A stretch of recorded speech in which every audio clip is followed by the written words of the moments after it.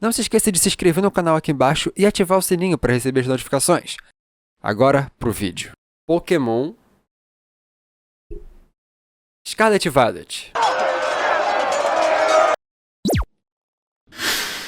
Normalmente nessas retrospectivas eu tento não mostrar minha cara porque dá um tom mais profissional e sério. Eu aparecer no vídeo pode mudar um pouco o tom do que eu tô querendo transmitir. Mas como a internet me ensinou que as pessoas vão interpretar tudo que você diz da pior forma possível, eu sinto que eu precisava aparecer porque esse jogo precisa de um cara a cara. Durante a review, eu vou me atentar aos tópicos que eu geralmente uso nesse tipo de vídeo. Comentar da região, como ela se constrói, a gameplay, mecânicas, como funciona o balanceamento, coisas que ficaram pra trás, visual, história, basicamente vários pontos que são recorrentes nos jogos. Mas eu também me apego sempre a comentar no começo do vídeo sobre o contexto dos jogos. Quando lançou, quem participou, quem dirigiu os jogos. E esse aqui em específico, ele necessita de um tópico que normalmente eu não me apego a comentar.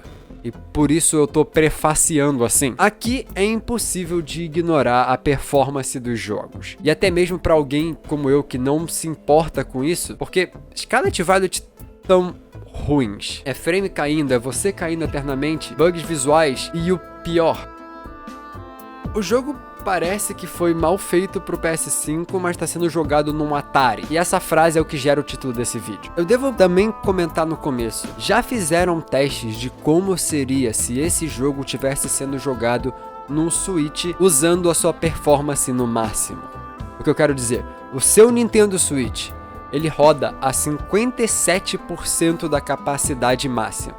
Sim, isso é só números mais ou menos da qualidade e tudo mais.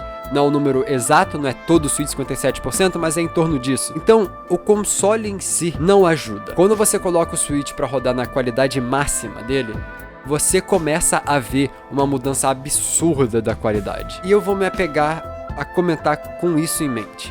Porque esse jogo parece que foi pensado para um Nintendo Switch que não lançou ainda uma versão atualizada melhor.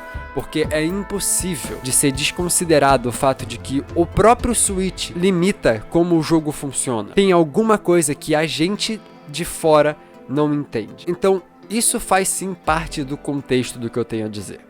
Além disso, esse jogo foi o jogo que eu mais me diverti jogando desde o Nova, mas também foi o jogo que mais deu problema enquanto eu jogava. Então eu preciso comentar sobre como esse jogo precisa que, tirando a parte do que a gente comentou sobre o Switch, que a Pokémon Company, não a Game Freak, a Pokémon Company, tivesse um ciclo maior. O maior problema desse jogo também é, sem dúvida, o tempo minúsculo que eles têm para fazer um jogo. E é isso que a gente, fãs, deveriam estar reclamando.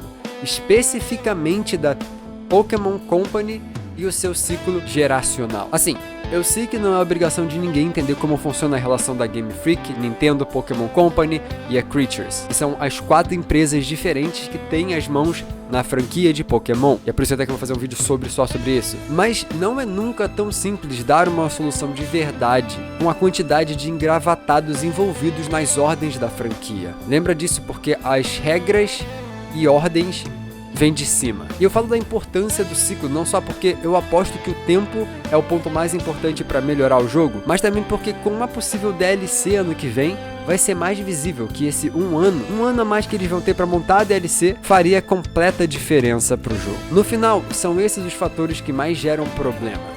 A incessante necessidade do lucro das grandes empresas sempre faz o consumidor e o empregado sofrerem, tanto com jogos ruins, quanto com condições de trabalhos ruins. Isso é complicado e frustrante pra gente, porque a gente não tem um culpado.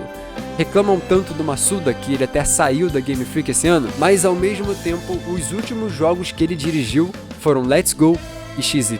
Então tem tempo. Mas ao mesmo tempo, não dá pra cobrar as pessoas de entenderem tudo. A direção nos jogos, no caso, é quem toma as decisões sobre como vai ser o jogo e como ele vai funcionar. A ideia que vai ser apresentada, a ideia geral. Se você pega Legends e Scarlet Violet, 2 jogos que foram feitos ao mesmo tempo, eles foram dirigidos por 2 pessoas diferentes.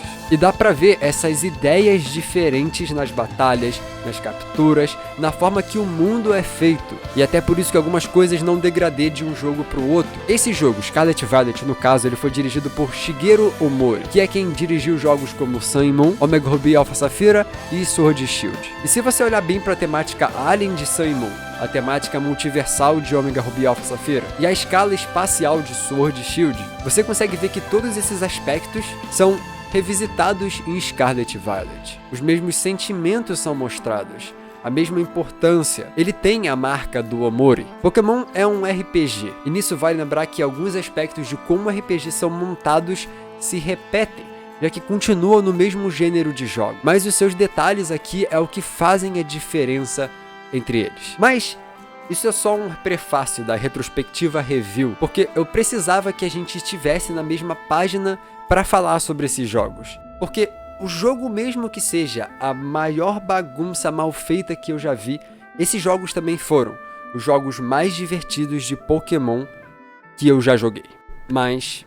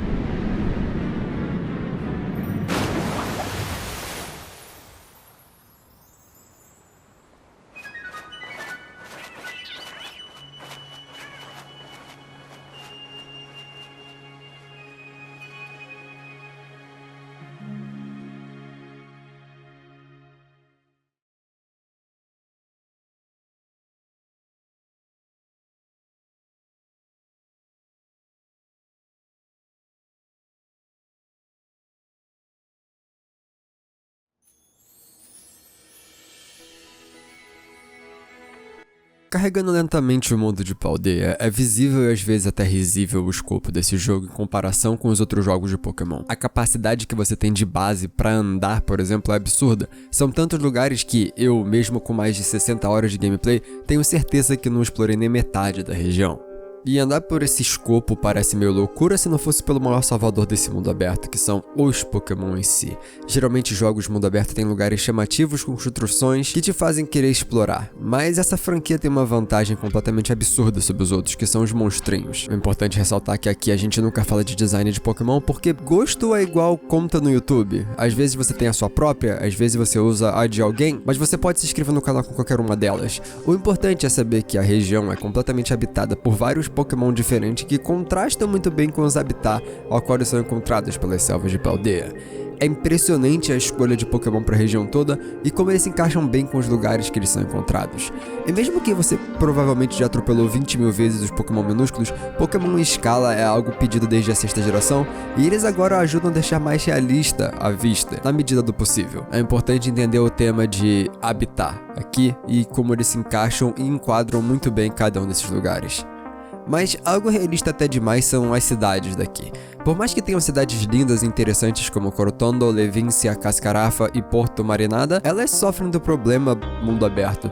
Pela intenção do jogo ser só existir um mapa pra tudo, ou no máximo alguns extras pra alguns lugares específicos, essas cidades elas ficam ao contrário do padrão de Pokémon. Você não tem uma casa pra entrar e conversar sobre algo inútil com um NPC que você nunca mais vai ver na sua vida. Isso você pode ver como positivo, menos coisa inútil, mas eu particularmente acho isso ruim, porque isso pra mim era algo interessante de se fazer. Eu gostava de ler o texto inútil do jogo, mas eu sei que era inútil. Por mais que fosse divertido, não fazia o menor sentido você poder invadir a casa dos outros. E assim, isso serve como um ponto sobre o que tá acontecendo com a franquia, de tá mudando pra um estilo diferente de jogo. Isso é uma coisa de RPG e agora o jogo tá tentando ser mais diferente e específico do que ele quer mostrar. Mas também por essa intenção de dinamismo, eles fizeram toda a loja ser um menu, e eu nem me incomodaria com ele ser só um menu se não fosse a câmera do jogo.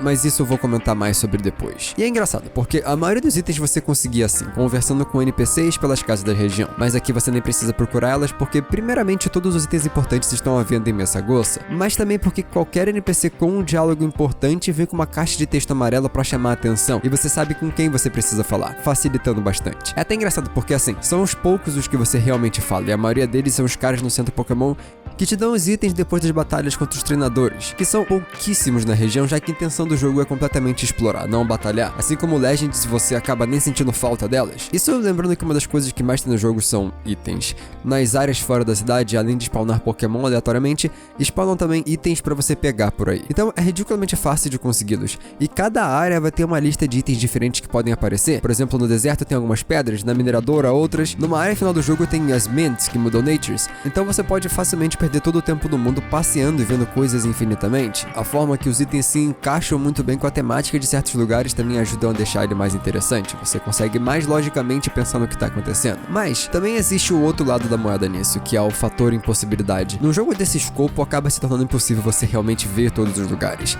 Não só a região parece ser infinita, mas ela quase é mesmo. A quantidade de pontos de interesse é sempre enorme, e isso é atrapalhado pelo mapa do jogo. Primeiramente, se você não aperta R3 no analógico com o mapa aberto, de nada, o mapa ele roda junto de você, então ele já atrapalha a se localizar, mas também não tem uma área separada para os andares diferentes que você entra, e isso fica meio feio. Ok, nenhum lugar tem camadas suficientes para fazer uma diferença tão grande, mas quando aparecem Pokémon no mapa à sua volta, você começa a reparar nesses pequenos detalhes. Não tem nenhum direcional para nada nele.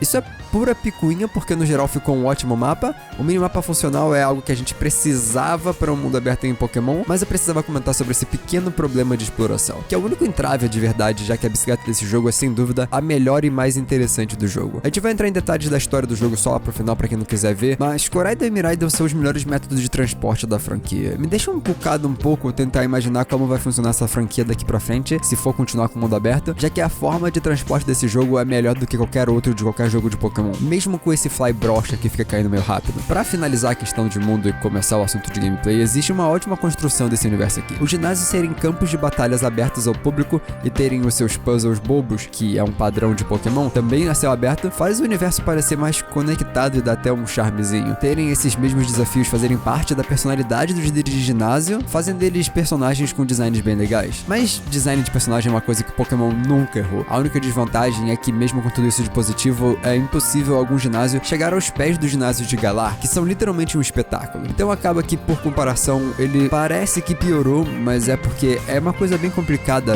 vir depois de um estádio de futebol inteiro. Você acaba tendo coisas sobre gameplay específica de cada região que você sente falta, mas que realmente não fariam sentido estar aqui. Não existe uma temática de futebol, estádio, show em volta dos ginásios, então acaba diminuindo um pouco o tamanho e o escopo daquilo que a gente via como um padrão. E isso já entra no próximo ponto. Sem sair do assunto ginásios, aqui ao menos dá um outro aspecto interessantíssimo para os líderes, a terastalização. Ela transforma os Pokémon deles, que são de um tipo diferente, para o tipo do ginásio, dando uma certa dificuldade, já que são Pokémon com 3 stabs, que significa que ele tem basicamente 3 tipos no lado ofensivo, e também com golpes diferentes. Por exemplo, o Sudowoodo do Brassius. Por ele ser pedra, eles têm golpes de pedra, que vão ajudar contra Pokémon do tipo fogo, ou no ginásio psíquico com a Florges, ela vai ter golpes do tipo fada para enfrentar os Pokémon sombrio. O fator é que tudo isso sem mudar a temática do tipo do ginásio, mantendo o tema, mas trazendo algo de diferente. Isso sem contar que é ajudado pelos Pokémon terem menos golpes. Parece contra-intuitivo os Pokémon do líder de ginásio terem menos golpe e isso ser algo bom, mas dá menos chance a eles escolherem errado. Usando o Brassius exemplo de novo, o único golpe sem ser de dano que os Pokémon dele tem é Sleep Powder no Pet Leo dele, que bota esse Pokémon pra dormir. Nesse mesmo Pokémon era pra ele na verdade ter Charm, Stun, Spore nas opções de golpe, mas não tem. O Smoliv era pra ter Flail, Helping Hand e Grove, nenhum desses golpes ele tem. Isso se repete em todos os Pokémon de todos os ginásios. Eles não são mais presos a Learn Set, que é uma coisa que acontece no mundo Pokémon para todos os treinadores de Pokémon. Eles têm golpes que são úteis. Inclusive, o Mimikyu da Rhyme, por exemplo, ele tem Light Screen para aproveitar o seu Disguise. As situações aqui são mais interessantes, mas ao mesmo tempo aqui tem um debate sobre outra coisa. Eu sei que tem muita gente falando sobre o level scaling no jogo fazer falta. Level scaling é o level do Pokémon dos oponentes se igualar sempre ao seu, mas Mas eu vou trazer dois pontos aqui que são opostos, um a favor e um contra. Primeiro, particularmente, eu não sinto que isso resolveria nada. Você está com um Pokémon level acima ou abaixo não muda a dificuldade de verdade. Dá pra você derrotar a Mela, que usa Pokémon level 27, com um Charcadet level 10. E isso não é exclusivo desse jogo. Dá pra você derrotar o Ultra Necrozma com Rattata level 1. O caso de dificuldade de Pokémon é completamente a parte da conversa sobre nível. Isso é resumir de maneira simplista algo que é muito mais complicado do que só um nível. O problema de falta de dificuldade em Pokémon, entre aspas, é outro, que não tem como ser coberto por aqui. Mas, por outro lado, acaba sendo contraprodutivo essa falta de um nível. Você dizer que tem a liberdade de fazer as coisas em qualquer ordem, sem alertar que existe uma diferença real entre o nível de todos eles, me parece ser o maior problema aqui de verdade. É a desconexão do que foi dito com a realidade material. O que isso quer dizer? Foi dito algo, mas não foi tudo. E ficar faltando pedaços dessa conversação é o problema. Eu tive a sorte de estar jogando em live, então eu perguntava ao chat qual a ordem do nível das coisas. Mas uma pessoa normalmente não tem essa mesma sorte, o que acaba deixando a experiência livre desse jogo ruim. Dentro do jogo não existe uma forma de você acompanhar a diferença entre os ginásios. E eu sei que o texto de cada um dos ginásios no mapa diz sim a diferença de força entre eles. Pra um gringo, não existe a desculpa. Se alguém fala inglês, não existe desculpa. Mas pra gente, como os jogos não estão em português, precisava de uma forma melhor de guiar a pessoa na sua jornada. E a gente vai falar sobre o assunto de tradução daqui a pouco. Pra mim, no final, não é relevante o nível acompanhar o seu. Falando de mundo aberto, é só você ver Elden Ring, que não tem level scaling. Pode parecer uma comparação idiota, e é um pouco. Mas a dificuldade de lá é uma dificuldade mecânica diferente do que tá aqui. Se você joga Pokémon há um tempo, a dificuldade é bem diferente. Não existe uma forma de dificultar Pokémon sem ser a base do injusto. Pokémon tem uma classificação livre, então ele tenta abordar todos os aspectos de qualquer tipo de pessoa jogando esse jogo. Então existe uma dificuldade para algumas pessoas, enquanto para outras vai ser uma facilidade enorme que nem foram todos os jogos de Pokémon. Eu sinto que o maior problema disso em Scarlet Violet foi a expectativa criada com base no que foi dito, e eu me incluo nisso. Eu comentei achando que teria nivelamento, mas não teve. O maior problema para mim foi a ausência de uma forma de guiar de verdade o jogador ao que fazer a seguir. Mas isso é minha opinião. Se você discorda, deixa algo educado nos comentários. Eu acho que só ter uma forma de mostrar isso pro player já seria uma mecânica que ajudaria. Mas aí já entra no próximo tópico. Pokémon Scarlet Violet é um jogo que adiciona uma quantidade bem grande de mecânicas, mas era esperado tendo em mente que esse foi o jogo que mudou completamente o escopo e a fórmula de como a gameplay e a franquia funcionam. O que eu quero dizer com isso é, a intenção de como vai funcionar a gameplay não é mais uma linha reta onde você vai completando vários objetivos, um atrás do outro, que já são predeterminados e você só tem que segui-los. Como aqui você tem uma mudança da organização de tudo que gira em torno disso acaba mudando, para que o caminho entre esses objetivos não seja completamente vazio. E aí é onde entra o primeiro a mecânica que nós vamos comentar, que é o Let's Go. Ela é onde você consegue botar o seu primeiro Pokémon pra fora da Pokébola e deixar ele te seguindo. Com isso você pode mandar ele pegar itens e batalhar Pokémon selvagem sozinho para facilitar o treinamento. Eles até funcionam como uma parte integral da história com o Team Star, e eu vou me atentar aos detalhes sobre isso mais tarde, mas o fato dessa mecânica ser parte das batalhas, sem ser maçante, é uma prova de que funciona. Mesmo sendo a parte mais lagada do jogo disparadamente, eu sinto que eu não consegui bater nem 20 frames por segundo nas bases do Team Star, mas eu sinto que a mecânica no geral ainda tá meio fraca, mas ao mesmo tempo bem funcional. Como ela acaba facilitando um pouco a vida das pessoas em treinar, em caçar shinies, em farmar TMs, ela consegue cumprir suas funções muito bem e não tenta ser o centro das atenções, só sendo uma coisa à parte. E esse assunto dos TMs teve muita reclamação e controvérsia envolvida nessas mudanças que ocorreram para esse jogo, já que desde o Nova eles eram infinitos. Em Galar teve uma divisão entre TMs e TRs, onde uns eram infinitos e outros não, mas agora aqueles nenhum deles são. Mas a própria mecânica do Let's Go não deixa nada complicado. Eu diria que é até divertido para você ir farmar esses itens que são usados no TM. Basicamente cada Pokémon tem um drop específico próprio, como parafusos de Magnemite, escamas de Magikarp ou pelo de Growlithe, e esses itens são os que são usados para construir os TMs. Achar os Pokémon é fácil, e como você precisa ir passeando por aí e encontrar eles, acaba criando um ciclo de gameplay interessante, onde você anda por aí encontrando vários Pokémon, aumentando a chance de você encontrar eles em lugares novos, com interações diferentes, e até mesmo Shinies. Eu já falei de Shiny 2 vezes aqui como algo positivo, mas eu preciso falar de um dos problemas antes de ir pro próximo ponto. Esse jogo não ter um indicador de Shiny é uma das piores coisas que existem. Claro, tem Shinies que são facilmente notáveis, mas alguns eles passam completamente despercebidos, como esse aqui que eu assisti ao vivo na casa do Carvalho. Fiz o voto da galera, o Sr. Barriga ia ser desse povo aí. Existem vários aspectos que são desconsiderados. Eu jogo numa TV bem longe de mim e eu sou míope. Mesmo de óculos ainda não fica 100% a visão e eu posso perder algum shine com pouco detalhe. E não é só isso, isso é o básico. Daltônicos. Eles sempre acabam sendo esquecidos, especificamente em jogos da Nintendo. Eu sei que a real questão do shine é extra complicado nisso. Até porque, se existe um animal albino no mundo real, não é como se ele fosse brilhar, fazer um barulho e ter um aviso em cima de que ele é especial. Faz sentido num jogo mundo aberto não ter um ponto de vista dentro do universo Pokémon, mas isso é irrelevante quando a gente fala de um jogo. A gameplay é um ponto que pode sim intervir na lógica de um universo, e aqui é um clássico exemplo de uma das situações onde seria necessário. Eu sinto que não tinha como deixar de apontar as câmeras para essa situação, esse problema, e o mundo da fotografia do jogo se enquadra no mesmo problema. Ao mesmo tempo que aqui eu já sinto que eles não tinham como ganhar. Assim, o problema da câmera é a forma como ela não deixa você tirar uma selfie direito com os seus Pokémon. Eles ficam muito perto e não tem como você se enquadrarem direito quase nunca. Mas quem tem um animal de estimação também sabe muito bem que é assim mesmo. Você não manda no bichinho a ponto de conseguir posar com ele. Então, é o realismo hardcore? É complicado, porque acaba que você não consegue tirar uma foto boa na maioria das vezes. O que acaba deixando cada fotografia boa mais marcante. Então, um ponto positivo, eu realmente não gostei da câmera, mas talvez porque eu já não gosto de tirar foto. Mas uma coisa que eu gosto de fazer é avançar na história sem impedimentos. E as mudanças que esse jogo fez pra você conseguir seguir jogando sem problemas são ótimas. Entre as qualidades de vida mais marcantes e que ajudam mais a fluir a gameplay são o Auto Heal, onde você pode no menu recuperar o HP de todos os seus Pokémon por completo só apertando um botão, que é mágico demais. Mudar o nome, que você não precisa mais voltar em um lugar específico para poder fazer isso. De qualquer lugar você pode fazer isso direto do seu menu. Assim como o Move Relearner também. Move Relearner era você poder trocar um item por poder recuperar um golpe que você tinha desaprendido. Aqui agora você pode alternar entre qualquer moveset a qualquer momento, de graça. O jogo ele facilita tudo que você precisa para conseguir construir o melhor Pokémon para jogar. E isso se expande até os Pokémon competitivos. Você não só pode comprar todo e qualquer item que usaria para competitivo com dinheiro ou League Points, que são as moedas do jogo que você ganha batalhando ao longo da história ou no próprio torneio do pós-jogo, mas também você pode farmar itens em raids. O bem possível é um novo padrão de Pokémon para sempre. Eu sinto que toda nova geração vai ter uma nova mecânica, ela vai fazer parte da história dos jogos, mas é para continuar fazendo sentido ter raid neles. Esses eventos multiplayer são sensacionais. Você especificamente pode não gostar? Eu, por exemplo, ainda não fiz nenhum, mas eu não posso negar que a ideia e a execução são incríveis. Eu só não digo perfeito, porque a conexão ainda tá meio bosta aqui no sul global, vulgo América Latina, né? Mas como a gente sempre é ignorado pelo resto do mundo, eu já tô até acostumado. Mas os eventos frequentes, quinzenais, são ótimos. Eles colocam itens aparecendo em larga escala, como agora no Natal teve os Delibirds que davam shard de todos os tipos, esses itens que podem ser usados para trocar o teratipo do seu Pokémon.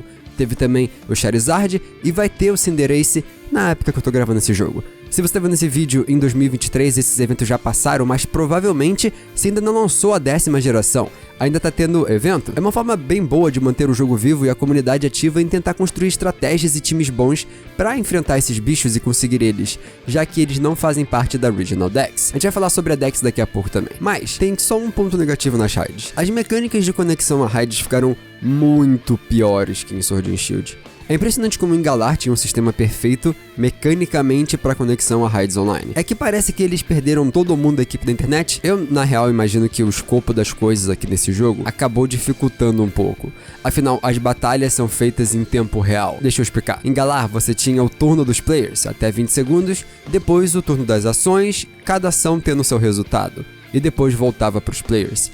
Aqui em Paldea, todo mundo individualmente tem os seus acontecidos durante essas raids, e os servers vão se atualizando em tempo real com os dados de cada jogador ao mesmo tempo. Então é bem diferente a forma que acontece. Então mesmo que fosse um Ctrl+C, Ctrl+V não ia se resolver, porque a mecânica e a funcionalidade é diferente. Mas até mesmo a forma de procurar raid é mais complicada, já que tem um tempo de espera para poder procurar raids novas. Então tudo envolvendo isso é meio truncado para fazer qualquer coisa envolvendo as raids. Mas aproveitando que a gente tá falando de multiplayer, a forma que esse jogo faz isso é muito bom. Existem dois aspectos a falar. A conexão aqui tá horrível, mas isso era de se esperar. Ainda mais pra mim que tem a Claronet, né? Horrível, nunca usem. E funciona mecanicamente porque é bem criativo.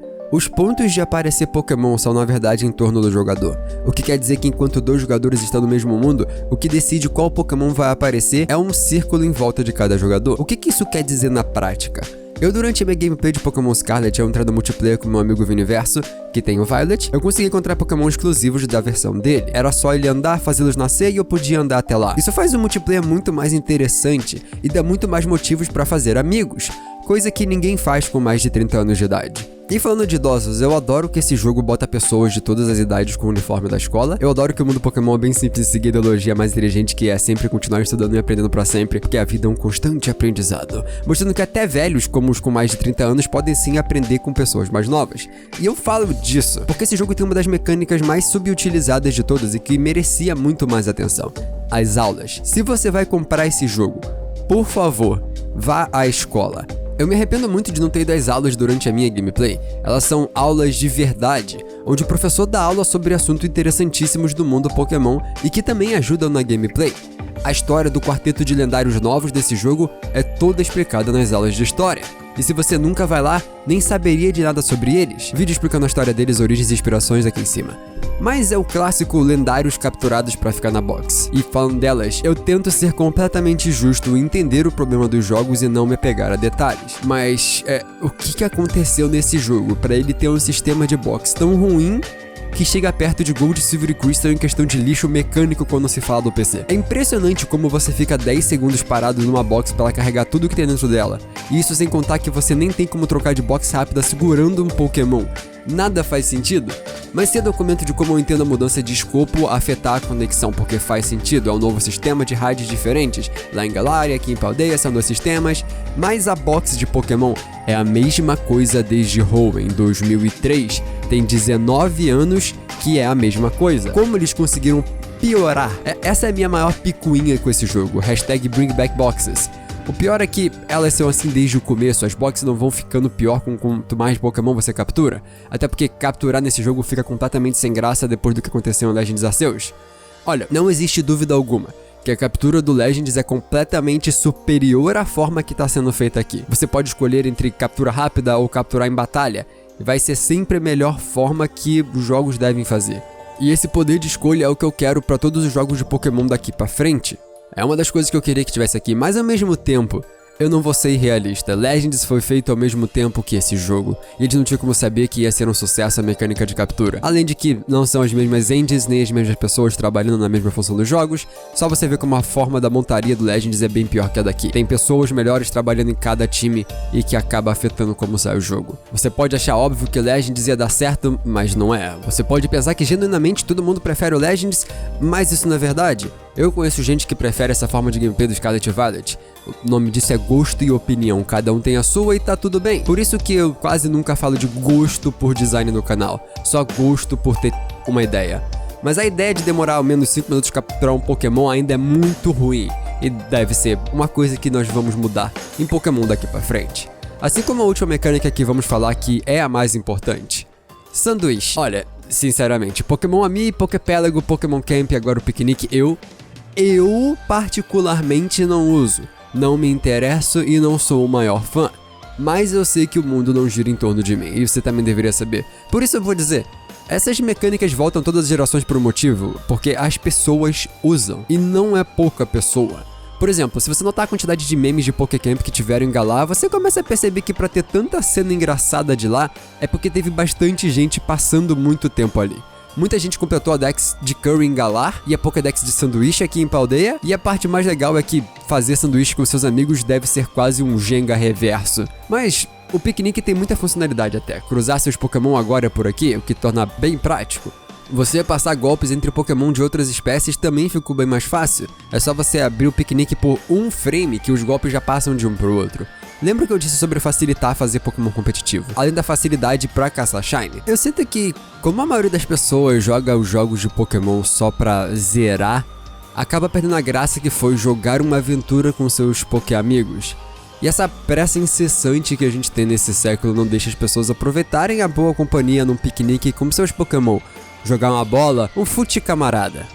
Às vezes é até melhor não jogar. Mas esses lugares é onde grande parte da galera passa seu tempo. Por isso, grande parte das animações são feitas para as interações com os Pokémon aqui. Aproveitando que estamos falando desses Pokémon, vamos falar da Pokédex. A escolha de Pokémon na região de Paldea foi bem mais interessante aqui. Dos Pokémon antigos, poucos se destacam, sendo majoritariamente que chama mais atenção os pseudo-lendários. Então acaba que o destaque é maior aos Pokémon novos, tanto dentro do jogo quanto competitivamente. E existe um outro ponto importante da Dex. Que Dex bonita. É sério, o visual de livros na estante, com cada Pokémon tendo seu próprio livrinho e uma fotinha pra se destacar, é lindo demais. A forma que você vai passando pro lado, como se estivesse olhando livros, é genial. Isso aborda também o próximo ponto. O visual aqui é sobre o que eles tentaram fazer de visual para a UI do jogo e animações, além dos detalhes que foram introduzidos no design de todos os Pokémon aqui. Começando por isso, todos os Pokémon agora têm uma textura própria, o que quer dizer que eles tiveram que adequar a cada parte de cada Pokémon uma textura. De novo, eu não vou me referir a se gostei ou não de cada textura, e sim a ideia. E fazer essa mudança é algo bem-vindo à franquia que saiu do 2D pro 3D, e agora tenta deixar o mundo mais realista e vivo, por isso até as escolhas deles para a interface. A conversa da interface de batalha vai vazar um pouco por cima das questões de animação que precisam ser explicadas completamente. Visualmente, a forma que tudo é simplificado como opções no canto da tela é bem feito. É quase como tô usando um óculos de realidade aumentada no mundo Pokémon. Ele não para nada, não fica por cima de nada, só se você quiser, e só fica no canto listando as informações. As escolhas de cores também é boa, já que amarelo é uma das cores que é comum às duas versões, além de ficar bem contrastado com as cores comuns a todas as caixas que são preto. Eu sinto que é uma das interfaces de usuário mais bonitas que Pokémon já teve. Mas tudo isso funciona muito bem porque a câmera do jogo funciona diferente.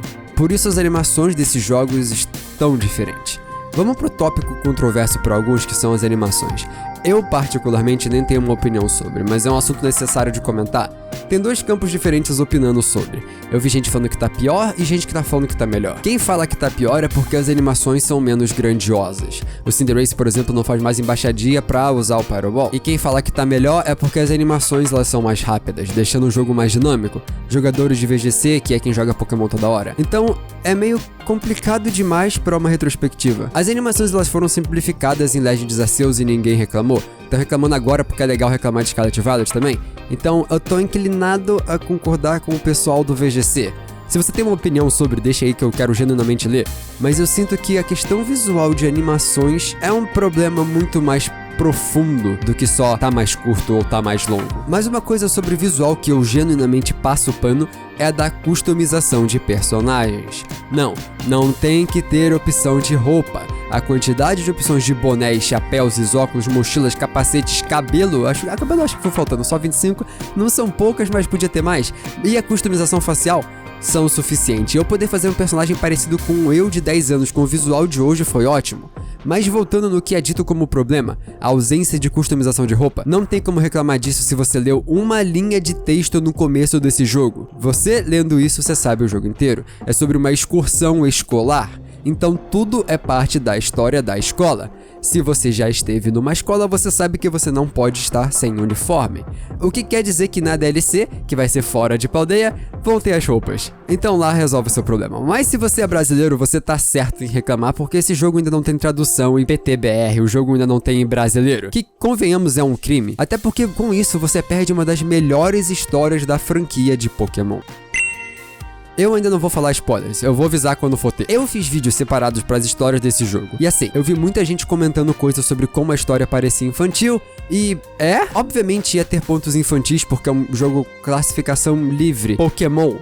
Mas ao mesmo tempo, foram os vídeos que eu mais vi gente falando que chorou. Porque assim, nem todo mundo vai ver o mesmo filme e ter a mesma reação. Algumas histórias são para algumas pessoas. Nem todo mundo vai ter o mesmo tipo de conexão com o personagem e tá tudo bem. A história do N é sobre ter um pai que o manipulava. Nem todo mundo tem um pai assim. Na real, nem todo mundo tem pai. A história do Guzma é sobre como a sociedade falhou com ele. A do Hop, como a expectativa é a mãe da bosta.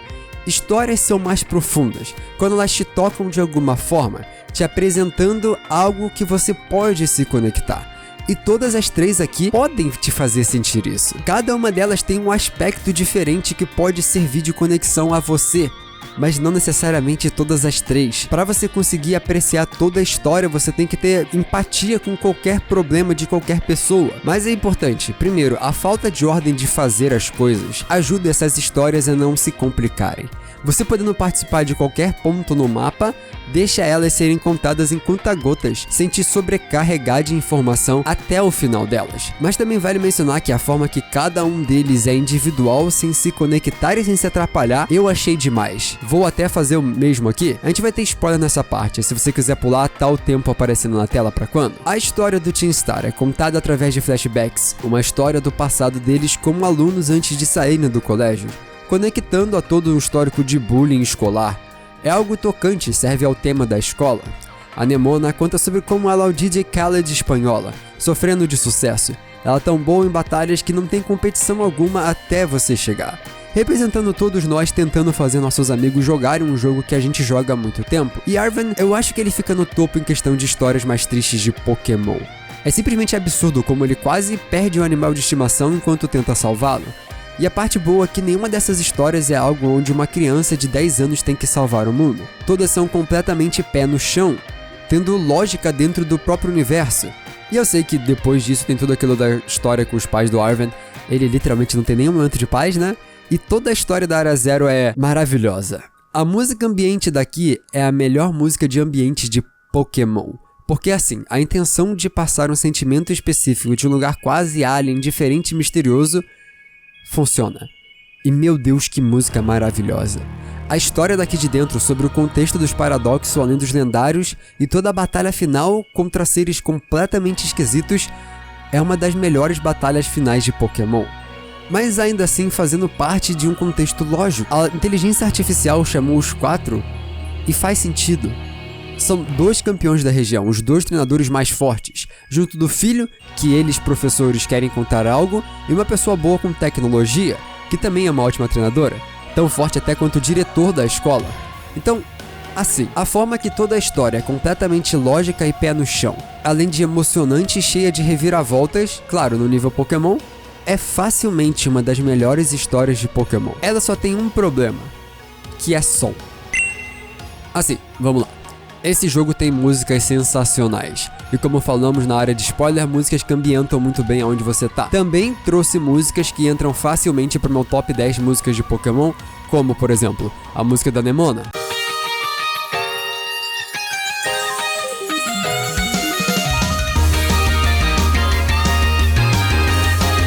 Algumas outras que não estão no top 10, mas que são muito boas, como a outra música da Nemona.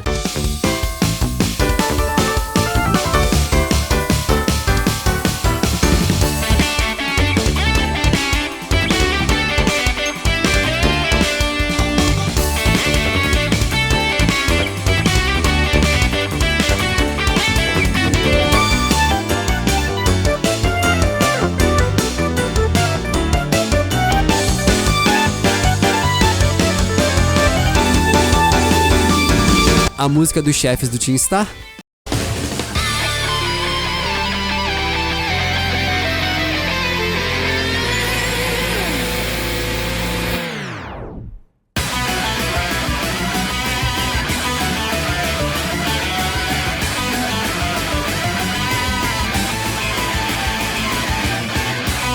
Obrigado, Giacomo. E a música de Grunts do Team Star.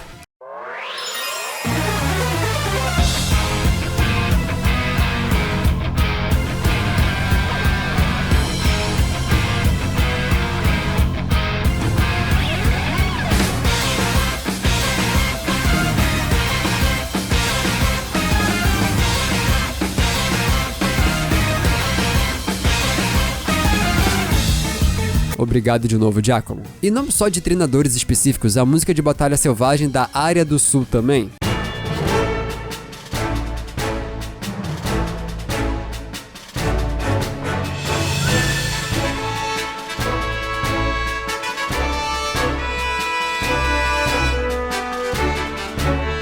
E a parte mais legal é como cada lado da região tem a sua própria versão. Aproveitando da cultura regional de cada lugar da Espanha, incorporando instrumentos nas músicas para deixar algo mais especial. Vou falar mais sobre no vídeo sobre líderes de ginásio que eu vou fazer depois. Mas a única coisa de som que esse jogo peca é naquilo que Pokémon peca há tempos. A ausência de dublagem. É uma situação completamente complicada, a gente não sabe como é a organização interna para esse tipo de coisa. Ainda mais que, imagina só, se já tem vazamento direto com o que temos agora, imagina tendo o jogo todo transcrito para passar para lá e para cá para pessoas dublarem. Como alguém que não gosta de ter vazamento eu me preocupo, mas ao menos o jogo completamente dublado só em japonês já seria o suficiente, ou ao menos só sons. Algo igual a Pokémon Masters. É absurdo como esse jogo é muito visualmente agradável e que dá pra ver que tá faltando só uma coisa, que é as pessoas falarem. Eu sinto que alguém lá dentro quer fazer isso, mas não tá chegando permissão de cima. É só você ver o trailer oficial narrado, onde alguém fez a voz do Clavel. Além das cutscenes do jogo, tem alguém implorando pra ter dublagem, mas não estão deixando. Então eu acho que, abaixo de pedir a tradução brasileiro pra gente, pedir dublagem tá nas nossas prioridades. No final, vale mencionar que os jogos venderam só nos primeiros 3 dias de lançamento 10 milhões de cópias, sendo os jogos que mais venderam no lançamento na história da Nintendo, vendendo mais do que Mario Kart, Breath of the Wild e Smash Ultimate nesse mesmo período. Simplesmente um jogo histórico. Então, resumidamente, quais são os pontos positivos e negativos pra mim? Eu normalmente falo dividido sobre os pontos positivos e negativos, mas esse jogo ele é tão misturado na minha cabeça que não dá. Esse é o jogo mais divertido e ao mesmo tempo que mais me deu raiva. É o jogo mais mal feito, mas é o que mais me emocionou.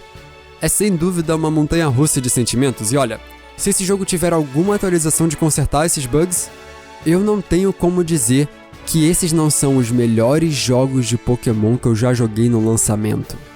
E é sério.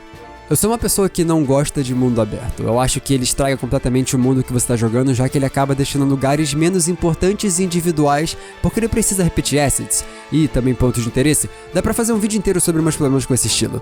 Mas aqui foi diferente. Eu vim com a expectativa baixa quanto a isso, então acho que até por isso os desafios de não acompanharem o seu nível não me afetou tanto. Mas, que nem eu disse lá no começo, a vantagem que Pokémon tem são os Pokémon. Eles são o ponto de interesse no jogo mundo aberto, e acho que é por isso que eu consigo gostar tanto desse jogo, mesmo ele sendo assim. Não sei se é o jeito que eu quero Pokémon daqui pra frente sempre, mas eu tenho que admitir que o ciclo de gameplay dele é incrível. Andar e olhar qual Pokémon tem em cada canto, como eles andam, como habitam e como eles bugam no chão. É engraçado e interessante, mas ao mesmo tempo que ele tem toda essa liberdade e deixa você viciado em olhar lugares, eu também não tenho interesse em olhar os pontos de interesse. Eu não consigo querer ver as cidades, que são os pontos mais individuais. A maior diversão desse jogo é quando você tá só andando pra lá e pra cá, vendo os Pokémon nas montanhas, subindo elas e vendo o que tem na distância e planando até esses pontos, ou ao menos tentar. É louco pensar que o repetitivo é mais interessante enquanto mais individual é menos chamativo. Claro, a gente explicou como a ausência do fator de exploração nessas cidades deixa mais sem graça, mas ainda assim, eu nem dei bola pra cidade porque tinha gente e eu não gosto de gente, mas eu gosto de Pokémon, então eu focava neles. Eu não sei se a minha diversão de explorar um mundo novo veio de não saber nada do jogo, ou se foi por jogar em live com um chat e compartilhar essa experiência com outras pessoas que estavam tão animadas quanto eu, mas eu só tenho a admirar o que foi feito aqui, sinceramente. No final, esse é um jogo que divide muito a comunidade. Eu vejo que cada um tem uma opinião completamente diferente do outro, mas ao mesmo tempo eles tocam assuntos de formas parecidas. É tão absurdo que chega a ser engraçado. Parece até que o tema do jogo é proposital. Um paradoxo na qualidade de Pokémon Scarlet e Violet.